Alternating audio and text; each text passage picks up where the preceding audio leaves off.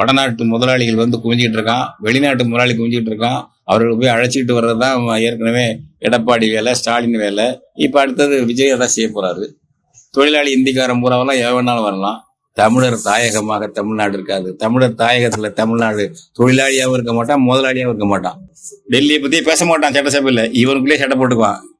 ஏன் இந்த காவேரி பிரச்சனை தலையிட்டு இந்திய அரசு தலையிட்டு தீர்மானம் முடியாதா? காவேரி ஆணையம் சொல்லிச்சு தண்ணி விடுறான்னு சொல்லக்கூடாதா? நாக்கு சுளுக்கிங்கம்மா நரேந்திர மோடிக்கு. காங்கிரஸ் ஆட்சியில் சொன்னது உண்டா? ஏன் இப்ப இவர் ராகுல் காந்தி சொல்லுவாரா? ஏன் நம்மளாம் சகோதர மாநிலங்கள் தானே, அவங்க வந்து தண்ணி இல்லைங்கிறாங்களே, நீ இருக்கிறத கொஞ்சம் பகிர்ந்துட்டான்னா ஒரு 1000 கண்ணாடி குறைச்சிக்கிட்டாவது கொடுத்தா என்ன என்று ஒரு பஞ்சாயத்து ராகுல் காந்தி பேசினது உண்டா? எல்லாரும் ராகுல் காந்தியா இருக்கட்டும், மோடியா இருக்கட்டும், தமிழின பகையோடு இருக்கிறார்கள் அவர்கள். இதனால நமக்கு உரிமைகள் பறிக்கப்பட்டு என்ன நிலைமை என்றால், கடைசியில வருங்காலத்தில் தமிழர்களுடைய தாயகமாக மொழி வழி மாநிலமாக தமிழ்நாடு நீடிக்குமா நிலைக்குமா என்பதே கேள்வியா இருக்கிறது. ஏனென்றால் RSS கருத்து வந்து தமிழ்நாட்டை எல்லாம் 3 யூனியன் பிரதேசங்களாக மாற்ற வேண்டும் என்பது. இப்படிப்பட்ட நாட்டில் ஒரு கூட்டாட்சியில வேற எந்த கூட்டாட்சியில இல்லாத அளவுக்கு பொதுப்பட்டியல்னு ஒன்று வச்சிருக்கான், கன்கரண்ட் லிஸ்ட் வச்சிருக்கான். இந்திய அரசனுடைய மாறுவேட பட்டியல். எந்த கூட்டாட்சியில பொதுப்பட்டியல் வச்சிருக்கான்? எந்த கூட்டாட்சியில தேர்ந்தெடுக்கப்பட்ட மாநில அரசை கலைக்கக்கூடிய அதிகாரம் வச்சிருக்கான்? இங்க மட்டும் ஏன் இந்தியாவில் கேட்டீங்கன்னா நாங்க கூட்டாட்சினா சொன்னோம்னு சொல்லுவாங்க. நாளைக்கு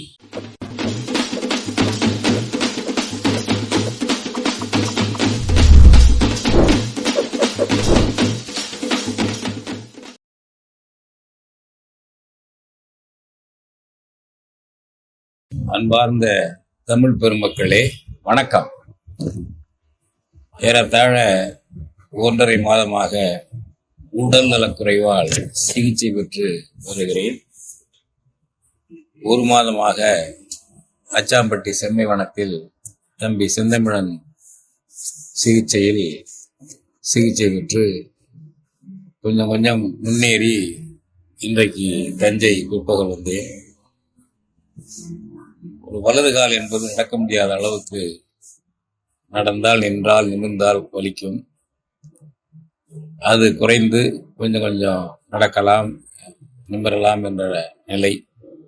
உட்கார்ந்து இருக்கும்போது நிமிர்ந்திருக்கலாம், நடக்கும்போது நிமிர்ந்து நடக்க முடியாது, அந்த மாதிரியான ஒரு நோய். வந்த உடனேயே அதற்கு முன்னேயும் சரி மனத்தில் பல கவலைகள். தமிழ்நாட்டின் பல பகுதியிலிருந்து வந்து நம்முடைய அன்பர்கள், தோழர்கள், நண்பர்கள், பெரியவர்கள் எல்லாம் நேரில் பார்த்தும் தொலைபேசியில் விசாரித்தும் உடல்நலம் பற்றி அக்கறைப்பட்டார்கள். அவர்கள் அத்தனை பேருக்கும் நான் என்னுடைய நன்றியை தெரிவித்துக் கொள்கிறேன். என் உடல்நலம் குணமாவதற்கேற்ப என்னுடைய தமிழ் தேசிய கடமைகளை தொடர்வேன், தமிழின கடமைகளை தொடர்வேன் என்பதையும் தெரிவித்துக் கொள்கிறேன். வருகிற 2026 ஆகஸ்ட் 18 அன்று மிக முக்கியமான ஒரு முழக்க போராட்டத்தை, கோரிக்கை போராட்டத்தை வைத்தோம். அது தமிழ்நாட்டிற்கு தன்னரசு வேண்டும், இந்தியாவை இனங்களின் கூட்டரசாக மாற்று என்ற முழக்கத்தை முதன்மைப்படுத்தியது. இந்த முழக்கத்தை வைத்து கடந்த 2025 மே 10ஆம் நாள் தஞ்சையில் முழு நாள் மாநாடு போட்டோம். அதன் தொடர்ச்சியாகத்தான் அடுத்தடுத்து அதில் பல செயல்களை வடிவமைத்து வருகிறோம். இந்த போராட்டம், ஆகஸ்ட் 18 போராட்டமும் அதனுடைய தொடர்ச்சி தான்.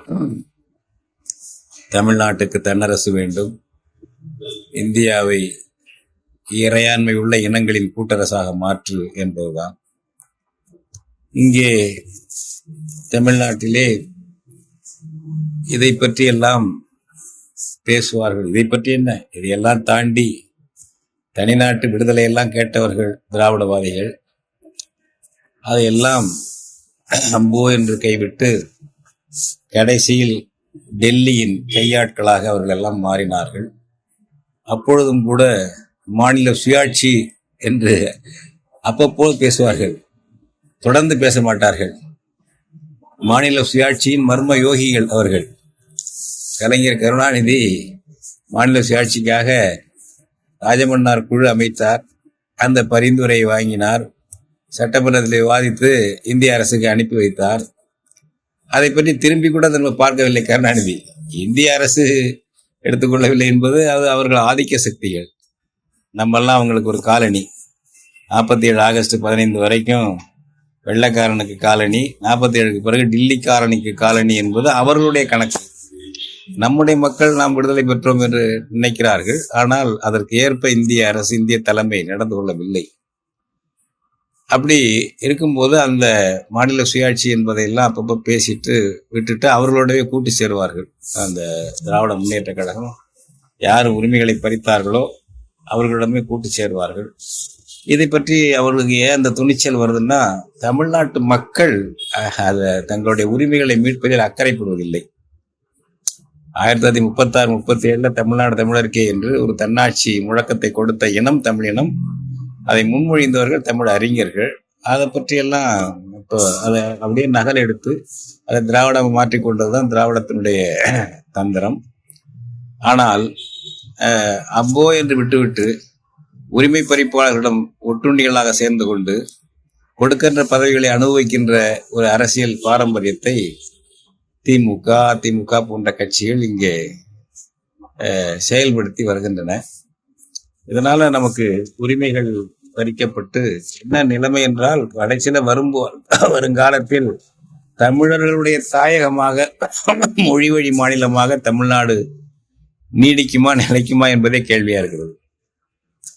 ஏனென்றால் RSS கருத்து தமிழ்நாட்டை எல்லாம் 3 யூனியன் பிரதேசங்களாக மாற்ற வேண்டும் என்பது. பாஜகவுடைய கருத்தும் அதுதான். அதற்கான நேரத்தை அவர்கள் பார்த்து கொண்டிருக்கிறார்கள்.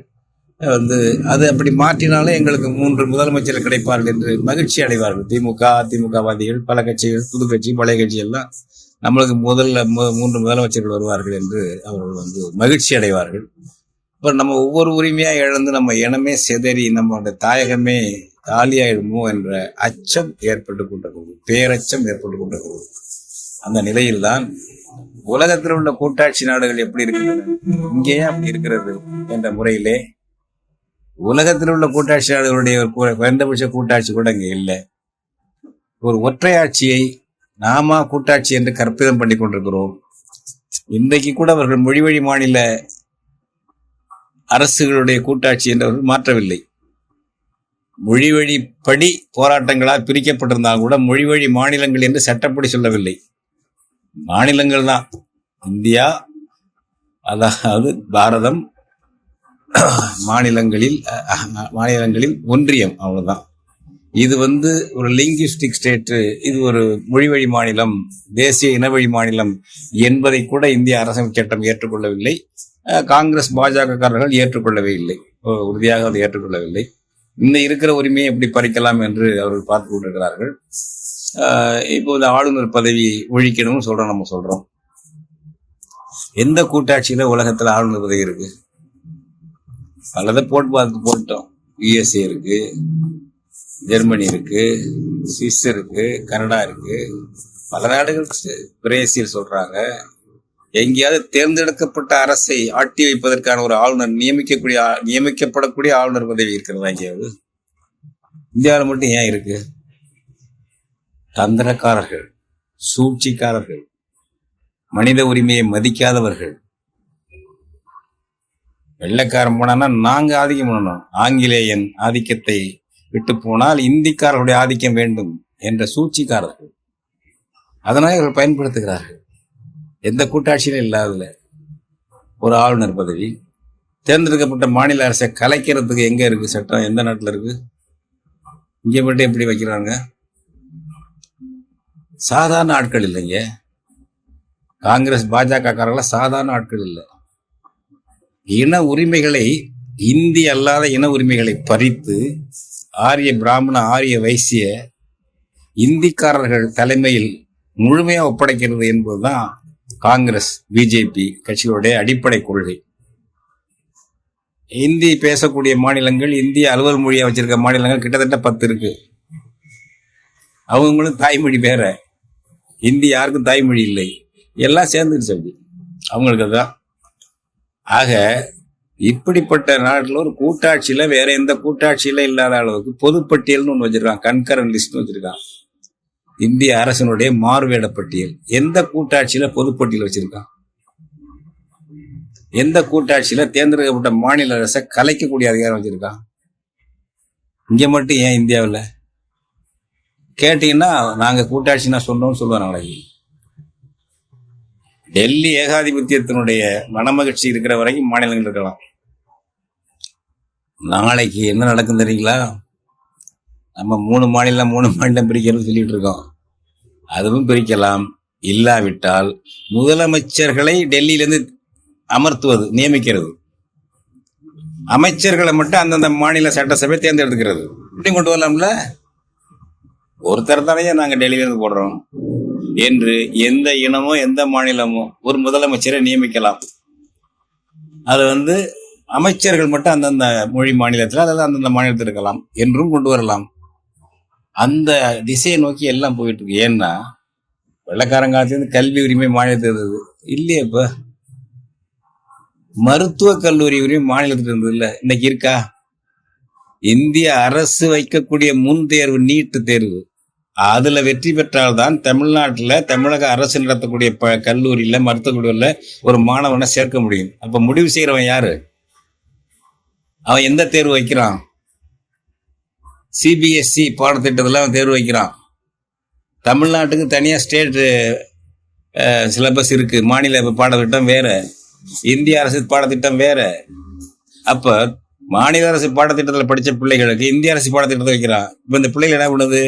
+2 படிக்கும் போதுல இருந்தே நீட்டுக்கு தயார் பண்ணி தனியா படிக்குது, அல்லது அதன் பிறகு தனியா படிக்குது, அந்த சிலபஸ்ல படிக்குது, அந்த தேர்வு அந்த வினாத்தாள் வாங்கி படிக்குது. எவ்வளவு சுமை இந்த பிள்ளைகளுக்கு! தமிழனா பிறந்துட்டியா, தமிழச்சியா பிறந்துட்டியா, அனுபவி தண்டனைய என்று டெல்லிக்காரர்கள் சொல்லும்படி சொல்வதாக இல்லையா இது?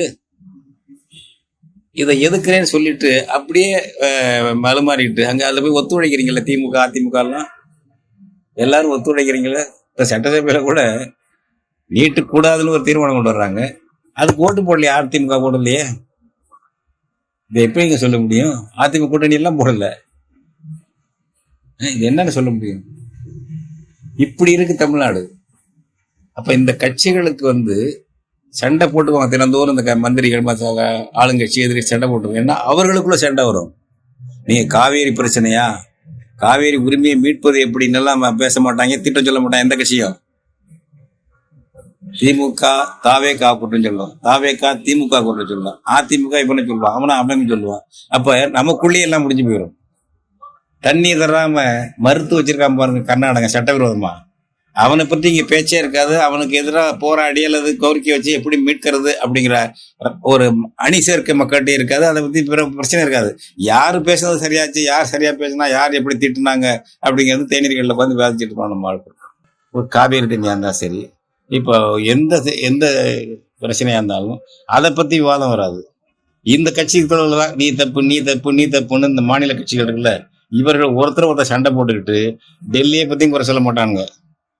திமுக அதிமுக பல கட்சிகள் இருக்கு.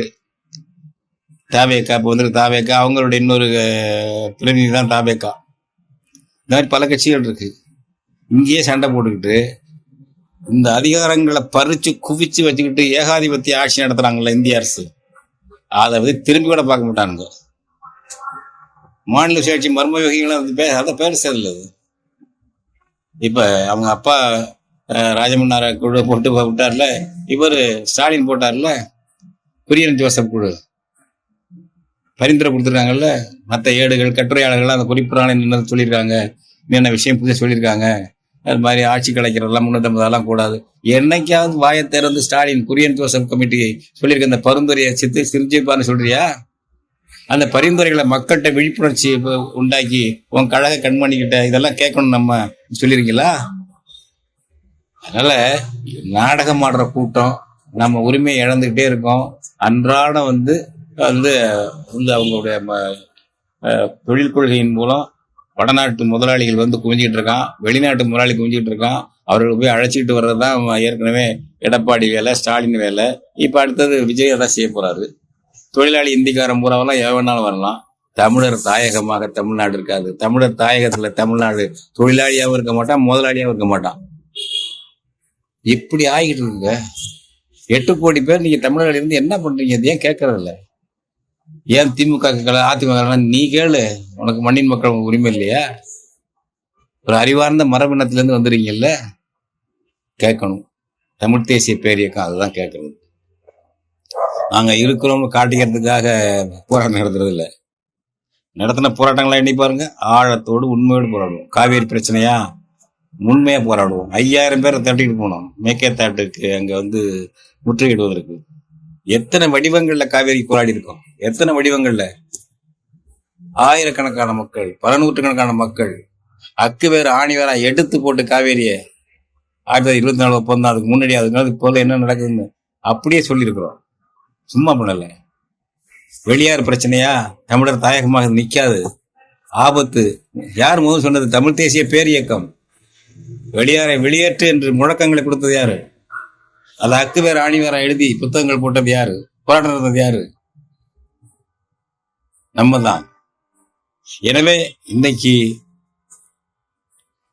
தமிழ்நாட்டு தன்னரசாக வேண்டும், இந்தியாவை இறையாண்மை உள்ள இடங்களின் கூட்டரசாக மாற்று என்பது அக்கு வேற ஆணி வேறா பேசணும். தஞ்சாவூர் மாநாட்டில் அது அத்தனையும் புத்தகம் போட்டிருக்கோம், தீர்மானம் புத்தகம் போட்டிருக்கோம். இப்ப அதுக்கு போராடுறோம். கணக்கு காட்டுவதற்காக, இருக்கிறத வெளிச்சம் போட்டு காட்டிக்கணுங்கிறதுக்காக நடத்துறது அல்ல.